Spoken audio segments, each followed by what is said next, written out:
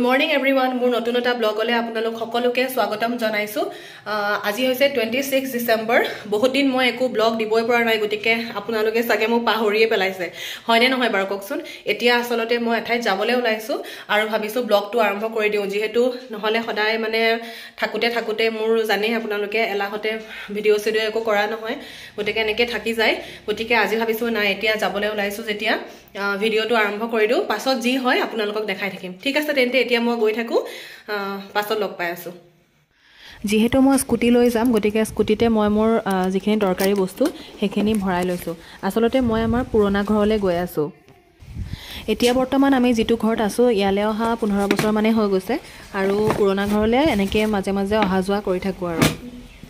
আজি মই আপোনালোকক আমাৰ যিখন পুৰণা ঘৰ তাৰ ভিডিও নিদিলো, সেইখন ঘৰ মই এদিন ভালকে দেখাম, কাৰণ সেইখন ঘৰৰ লগত মোৰ বহুত স্মৃতি জড়িত হৈ আছে। যেহেতু সেইখন ঘৰতে মই ডাঙৰ দীঘল হৈছো, গতিকে বেলেগ দিন মই দিম তাৰ ভিডিও। এখন আমাৰ ওচৰৰে এজন খুৰাৰ ঘৰ হয়, ইমান ধুনীয়াকৈ সজাইছে দেখিছেনে। আচলতে মই বহুত দিনৰ পৰা দেখিয়ে আছো, ভিডিও ফটো দেখি আছো, চাওঁ মানে লাগিয়ে আছিলে। আজি মানে সুবিধা পাওঁতে বোলো নাই চাই যাওঁ। এই দেখিছেনে ইমান ধুনীয়াকৈ মানে ডেকোৰেশ্যন কৰিছে নহয়। খুৰাজনে আসলতে বহুত কষ্ট কৰে, দিনটো এইবোৰতে লাগি থাকে। দেখাবলৈতো আৰু বহুত বস্তুৱে আছিল, কিন্তু আজি যিহেতু মোৰ দৌৰা-দৌৰি হৈছে সেইকাৰণে আগফালে থকা মানে যিখিনি দেখাব পাৰোঁ আৰু সেইখিনি দেখালোঁ। পিছফালে পুখুৰী আছে, আকৌ ৰাজহাঁহ আছে, সেইবোৰতো দেখুওৱা নহ'লে মোৰ। বেলেগ দিন আকৌ ভালকৈ আহি আপোনালোকক দেখাম বাৰু।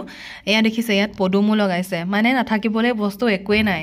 মানে ইমান ধুনীয়াকৈ মানে পৰিৱেশটোৱে আচলতে বহুত ধুনীয়া হৈ গৈছে। ইয়াত আচলতে বহি একাপ চাহ খাবলৈ মোৰ মন আছিলে, কিন্তু মানে আজি নহ'লে বেলেগ এদিন আহিম। মই আহি ইয়াতে একদম মানে চাহ এনজয় কৰিম। এতিয়া এয়া দেখিছে ধনিয়া লৈ আহিছোঁ, ঘৰ পালোহি, তাৰপৰা ধনিয়া লৈ আহিলোঁ। মই আমাৰ পুৰণা ঘৰৰ পৰা আনিছোঁ দেই, তাত মানে এইবোৰ শাক চাক লগাইছে।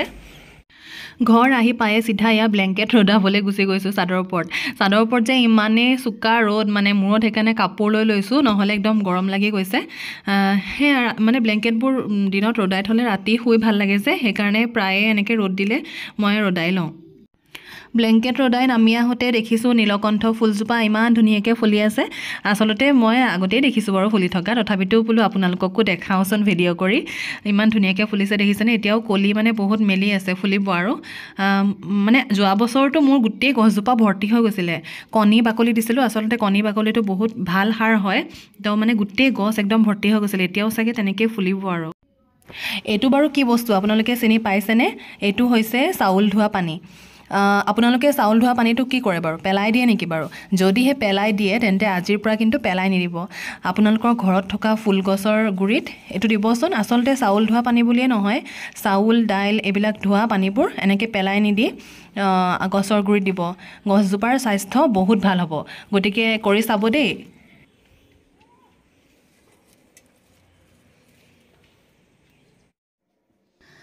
চাউল ধোৱা পানীৰ ব্যৱহাৰৰ কথা বাৰু আপোনালোকক ক'লোঁ। এতিয়া আহিছোঁ পাচলিৰ বাকলি কথালৈ। যিহেতু মই এয়া পাচলি কাটি আছিলোঁ, গতিকে ভাবিছোঁ আপোনালোকক কৈ দিওঁ।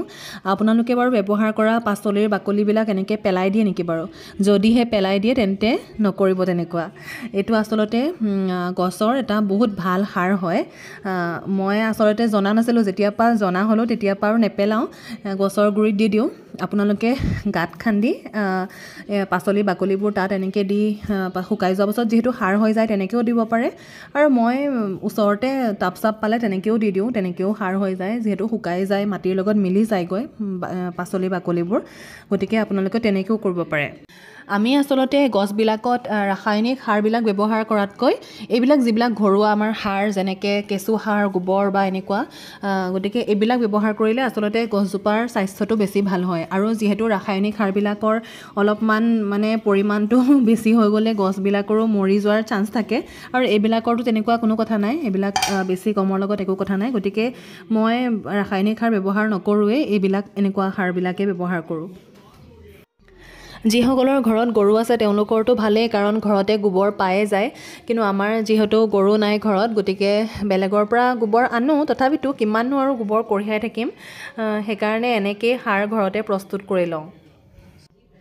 এয়া আপোনালোকে মন কৰিছেনে, মোৰ কেইবাটাও টাব পাচলিৰ বাকলিৰে মানে ভৰ্তিয়ে হৈ গৈছে।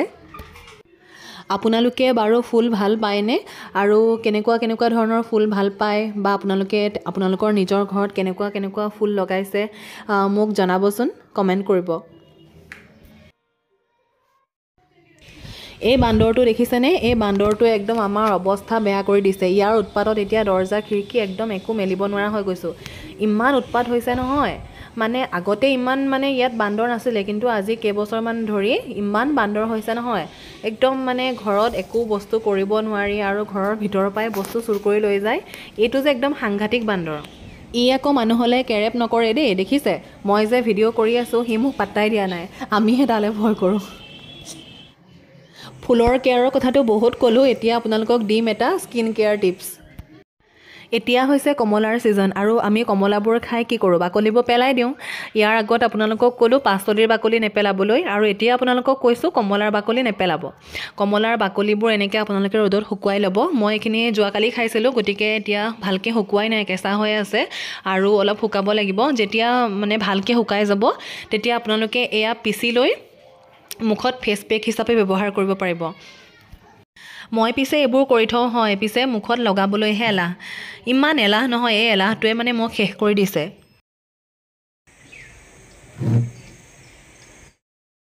এতিয়া মই দোকানৰ পৰা আহি লওঁগৈ দেই।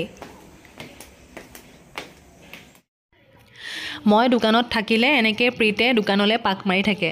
যিহেতু দোকানখন ঘৰৰ ওচৰতে হয়, গতিকে মন গ'লে সি চাইকেলখন লৈ দোকানলৈ আহে এনেকৈ।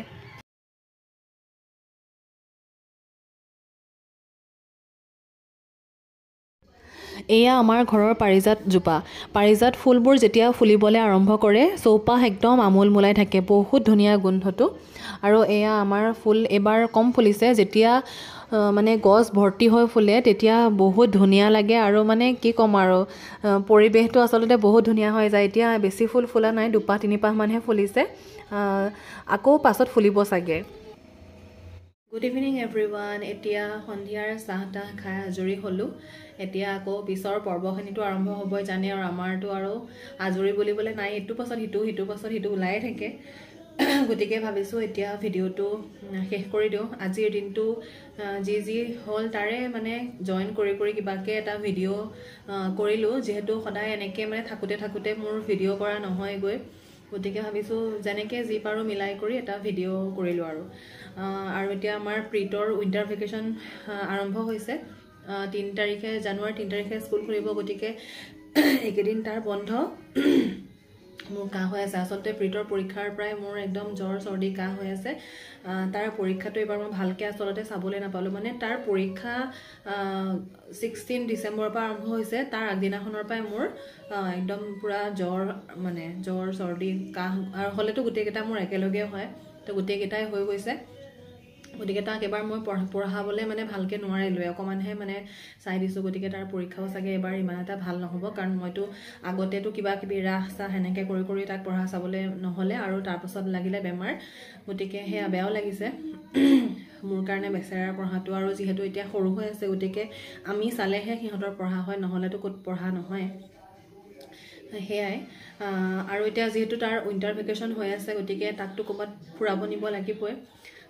সিটো মোক উৎপাত লগাই আছে, মানে স্কুল খুলিবই, জল্দি মোক ফুৰাব নিয়া। গতিকে তাক য'ত ফুৰাবলৈ নিওঁ ভিডিঅ' কৰি আপোনালোকক দেখাম। সেয়াই আৰু ঠিক আছে, তেতিয়াহ'লে ভিডিঅ'টো আজি ইমানতে শেষ কৰি দিছোঁ। মোৰ ভিডিঅ'টো আপোনালোকে শেষলৈকে চোৱাৰ বাবে সকলোকে বহুত ধন্যবাদ। এনেকৈ মোক মৰম দি যাব। ঠিক আছে, বাই।